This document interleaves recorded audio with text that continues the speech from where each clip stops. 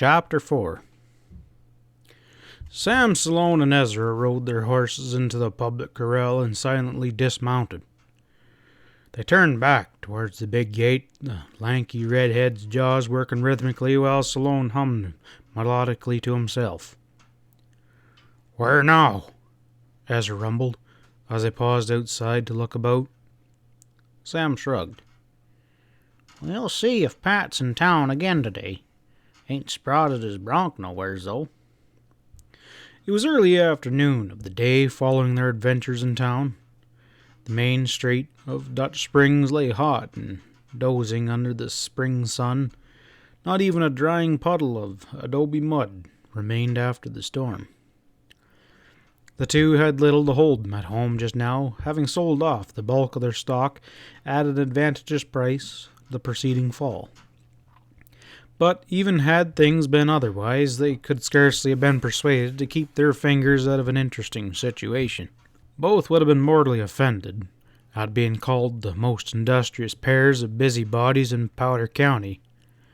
Yet this estimate was not far from the truth, although it could be said in their favor that many a grateful man was by far better for their having been interested themselves in his affairs. Just now, they were even more seriously concerned about Della Follonsbees than Pat Stevens himself. Shrewd enough in their way, both had sensed the genuine difficulties hedging the girl in, and, while neither shared the growing insight into her problems which Pat enjoyed, they made up for this in a far better readiness to act in her behalf. With no knowledge of what form opportunity might take, they had ridden into town today with more than half a mind to take matters into their own hands. Nor, to do them full justice, could it been said that they would have hesitated had they known exactly what awaited them. They plodded up the street, waving a greeting to various friends and acquaintances, but without laying eyes on the object of their present search. They glanced at Winter's store, the bank, and even the Gold Eagle bar, but Pat Stevens failed to appear anywhere. It was not like him to stay away in the face of promising events, and they were working back down the other side of the street, still looking, when Sloane abruptly paused. "Uh-oh," he muttered. "Look down yonder, Ez." A man had just stumbled into the street from the doorway of Ace Ackerson's deadfall several doors below. Flushed of face, he was muttering to himself angrily, and it was at once apparent that he was more than half drunk. "That'd be that Chuck Granger you tangled with," announced Sam tightly. "So what?" grunted Ezra as briefly. Not a line of his seamy face altered in the slightest. "I ain't turning back for him." Still, Sloane delayed, grasping his arm. "Don't you get it? Somebody's been needling Granger. He's all hopped up and looking for trouble." Ezra's scoff and snort was close to a snarl. "I ain't exactly dead above the ears, or you don't reckon I can supply all the trouble he wants?" Still, Sam shook his head stubbornly. "I don't like the smell of this. We ain't even spotted that slippery-chest Denton around town yet. How do we know he ain't laying in wait somewheres? I tell you, I just don't like it." Ezra brushed him aside impatiently and started forward, his single baleful eye fastened upon Granner. Chuck saw them a-comin', and he stopped, rocking slightly on his rubbery legs, and glared at them with a malevolent leer. "Hey, long legs!" he bawled arrogantly, although Ezra, steadily bearing down upon him, by this time could have heard a hearty whisper. "Come on over, I got business with you." Ezra's big hand never got more than 6 inches away from his gun. Contemptuously as he was of this big blowhard, he only last night had been notably subdued of matter. He had taken no unnecessary chances. Carefully he stepped out into the street and approached Granner, remaining just far enough out of reach to avoid any drunken lunge the other might attempt. "Well," the words grated out of him, "what do you want there, mushmouth?" Well, come on right up here and face me like a man. Chuck stabbed a finger at the dust before his feet. He waited drunkenly, wholly unable to control the focus of his eyes, and managing only partly to stimulate the anger he wanted to convey. Why, you danged stewed owl! Ezra burst into a harsh and mirthless laugh. It'd be a waste of time to turn you up and spank you. You couldn't even feel it, you're so dang petrified. Granner roared haughtily. Never mind that stuff. You're the hombre that said I bothered that girl. Had a couple, but I ain't so drunk I can't tell you're an ugly puss face. Sitting there with you right now. He made a wild swing, aiming vaguely at Ezra's general direction without even coming close to his target. Stepping back, Ezra only snorted disgustingly, undecided just how to handle this almost helpless man. Go get yourself another drink, Granner, before I slap you unconscious. No, you won't, Chuck swayed. You damned liars, what you're going round saying I'm bothering girls. I can't let that pass. I gotta do something. Suddenly, he began to fumble for his gun. It was all he could do to locate the cedar handle that was bobbing on his hip, and Ezra froze, watching narrowly. Don't you draw on him, Ez, cried Sam instantly. The dang fool's in a fog. Ezra started towards him impatiently, but at that moment, Granner succeeded in partially drawing his gun. It came out of the leather, wavering uncertainly, and for an instant Ezra hesitated. Just as he sprang forward to bat the gun from Granger's hand, a shot rang out flatly from somewhere, and before their eyes, Granner bent half-doubled with a groan, attempting to straighten himself, and then abruptly slumped to the ground in a heap. Even as the shot cracked, Sam Sloan whirled around, his own gun already in his hand. The shot had appeared to come from directly behind him and Ezra, but sweeping the empty street with a hard glance, he saw no one. Where in the hell was that joker? Gasped Ezra.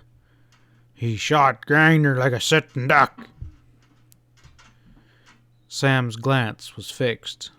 A faint curl of smoke was lazily dissipating at the end of an alley, which ran between the Dutch Springs Bank and the harness shop next door. Sloan leaped that way, uncertain what indeed he was on the right track, or if his imagination was playing tricks upon him. He reached the mouth of the alley, bound down its lengths, and hauled up in the rear of the buildings without seeing a soul. Glaring around, Sam searched 2 or 3 of the dozen spots where a man might hide, and as suddenly he gave up. Gosh darn it, he got away, he muttered angrily. Reckon he saw the way was clear before he let loose that shot. A crowd had collected in the street by the time he returned, and men were talking excitedly, but Sloan did not miss the heated argument going on in the center of the gathering. He pushed through to find Sheriff Lawler standing face to face with Ezra.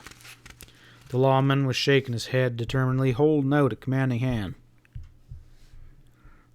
Turn in your gun, Ezra, he ordered grimly. Maybe you shot Granner and maybe you didn't, but I got no choice but to take you into custody. We'll let the court decide. You can't stand even a slim chance of touching my gun, Lawler, Ezra fired back thunderously. I showed you it ain't even been fired, and here's Sam now. He whirled as the latter appeared. He was here too, and he'll tell you what happened. Sure, said Sam instantly. Some low-down hombre plugged Granner from the alley yonder. I went after him, but he give me the slip. Oh, no matter, Lawler was adamant. I find this man shot, and Ezra standing over him with a gun in his hand. Guns, they can be switched easy enough. Blast it all, Jess, hang on. Sloan thrust between them boldly as Lawler started forward. We ain't neither one of us fired a shot. You can look at my gun, too. The sheriff made a grim effort to thrust past, forcing Sam aside. Sloan, refusing to give way, blocked his passage so that Lawler stumbled, and at the same time Ezra wheeled away, shouldering roughly through the men near at hand. Still, Lawler's efforts to extricate himself from Sloan's interference were without avail. The next moment the two men fell in an awkward tangle and rolled in the dust. The lawman sprang up, taking 2 running steps after Ezra, and halted. The lanky redhead had already faded completely from sight. So well known was he to these townsmen and cowboys, and the little that was known of Granner so wholly was unfavorably, that no one raised a hand to stop him. "He went in the alley, Jess." "No, he went on down the street." "Why, hell, he's probably a mile away by now." Several men were talking and arguing at once. Their conflicting information of no use was whatsoever to the sheriff. Sweeping them with a glance of pained contempt, Lawler turned back to Sam. "Going back to an old argument, Sloan, you could have ditched Ezra's gun over there in the alley, or out back somewhere, and by Godfrey, I'm thinking you might have did just that," he burst out forcibly. Sam gazed at him ruefully. "Don't be accusing me of trying to obstruct justice, Lawler." He was in deadly earnest, well aware of how serious a charge could be facing him as a result of this episode. "I know how it looks, but I was only trying to stop you from going off the handle. It's no fault of mine that you made Ezra run." Jess nodded curtly. "Reckon I'm able to make up my own mind what happened." "Well, dang it." Sloan lost his temper with explosive suddenness. "Well, then just go ahead and pinch me if you're so darn sure I ditched Ezra's gun. I'd have done it quick enough if there was a good reason for it, and furthermore, I ain't running now nor later, and that's a flat." "I'll take a look in that alley when I get around to it all the same," Jess promised unemotionally. "Sure, and while you're at it," retorted Sam wickedly, "it might be interesting to dig this rifle slug out of Granger's carcass. No doubt Ez had a carabine concealed inside his pant leg. I noticed he might have been running a wee bit stiff." This was the kind of sarcasm which these men could readily appreciate, and they all chuckled quietly, except the man at whom it was leveled. Sam did not let up on him in the slightest. "Well, you taking me in or not?" he bristled. Lawler regarded him soberly. "If I don't, Sloan, it don't mean I won't be forgetting your lip or your brassy gull for a minute. Just keep that in mind." Sam stood, looking after him open-mouthed as the lawman turned on his heel and walked away. Granner had already been carried back into the bar room in serious shape, and a few minutes later the doctor came hurrying this way with his bag. It was some time before Sloan could get away from the men who had gathered here at the sound of the gunfire. But even then, he dared not go near the public corral for fear Ezra had not picked up his horse. Already, his wily mind had hit on the possibility that Lawler had purposely leaving him at large to serve as bait for the eventual capture of his lanky partner. He was still worried this suspicion when he ran into Pat, dismounting before the Gold Eagle Saloon.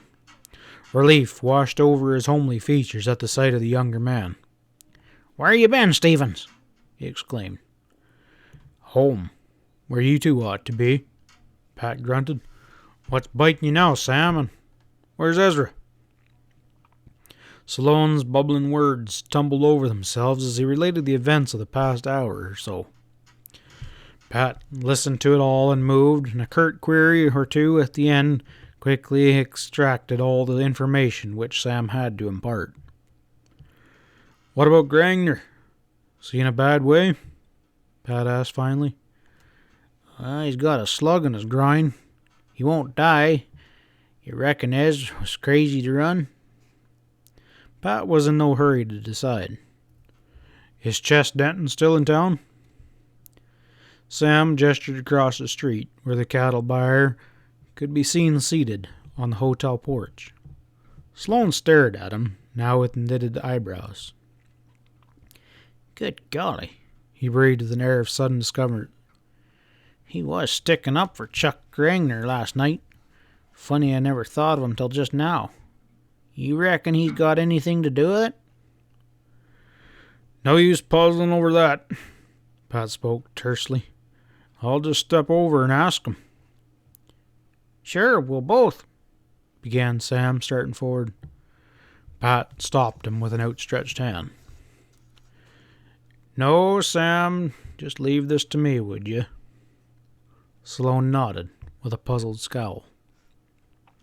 Alone, Pat strolled over to the mount of the hotel porch. His emotionless glance was fixed upon the man that was sitting there. Denton pretended to become aware of him with a start. Howdy, Stevens. Looking for me, are you? He greeted heartily. Sit on down, ready to talk business, I expect, huh? Pat came to a halt before him, arms folded and his legs spread apart. Not even Denton could have missed the coolness of his scrutiny. Business? Pat murmured. Oh, all in good time, Denton. Got some explaining to do first, though, ain't you? Denton's ordinary brazen face was a study in refusal to take offense now. Oh, you mean about Granner? He laughed falsely. Well, maybe I have at that. I was meaning to tell you, Stevens. The fact is, Chuck's an old employee of mine. I had to lie a little to try and get him off the hook with those two old horned toads. Surely you don't hold that against me?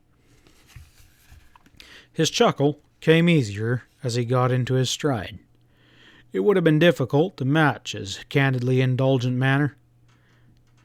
I figured you'd see it my way when I got a chance to explain, but all the same, those two old junipers were downright unreasonable, Stevens. Reckon you know by this time that Granner was a pitchstone hand. He come down from there, of course. He was plumb crazy about that girl, followed her here. Couldn't seem to leave her alone, despite all my warnings. He went on a bit too far. Chess was deadly serious now, his face a map of confidence candor. I couldn't leave him in his jam. He deserved a lacing all right, but Ezra, he threw a real scare into Chuck, and I thought it'd teach him a lesson. Seems I was too late, though, he concluded bitterly. Pat studied him without relaxing in the least. Too late? How's that, Denton? Chess shrugged. Well, Ezra got him, didn't he? Mighty cheap play. Well, Granner was so liquored up he couldn't even draw a gun. Pat gave no indication that he had any reason to disagree. Denton, how much do you know about Bart Follonsbees' affairs? He demanded abruptly. Chess stared at him, as if not getting the connection at once. What do you mean? What's that got to do with... He stopped, his features hardening. I'll grant you that some of this trouble down here may have had its start with affairs up there in Boulder country. Not trying to hook me up with that pitchstone business by chance, are you? He asked stiffly. I asked, Pat repeated dryly, if you knew anything at all about old Bart's affairs, and I haven't got an answer yet. Not a thing, Denton responded promptly. He reddened. Damn it, Stevens, I already told you as much. Now, don't you believe me? Why, I'm turning it over, Pat said, brutally frank. Not that it's of any of my affairs, but now that one of my close friends is involved. He paused. Denton's stony eyes narrowed briefly. Well, I certainly don't feel called upon to listen to any more of this. He got up and shook his clothes down. Starting to turn away, he hesitated. Of course, what we happen to think of each other personally doesn't interfere with our business. I came here to pick up a bunch of stock, Stevens, and I'm still ready to make a deal. You made up your mind yet to accept my check? He made it sound as if the answer would be a matter of large indifference to him, yet he waited for it. Pat's reply was ready. My cattle are for sale, Denton, and the bank's right open over there. You just come on over to me with cash in hand and the lazy mare steers. They're theirs for you to take. Denton's neck grew visibly staunched. You're as stubborn as a mule, Stevens, he exclaimed haughtily. How many times do I have to tell you I'm a businessman, pure and simple, with a reputation to keep up? There's no good reason why you can't meet me halfway with a little accommodation. Only you won't. You have it your way then, and you keep your damn steers. Wheeling about, he strode across the porch and stamped down the steps and stormed off up the street with the righteous air of a much injured man. End of chapter 4.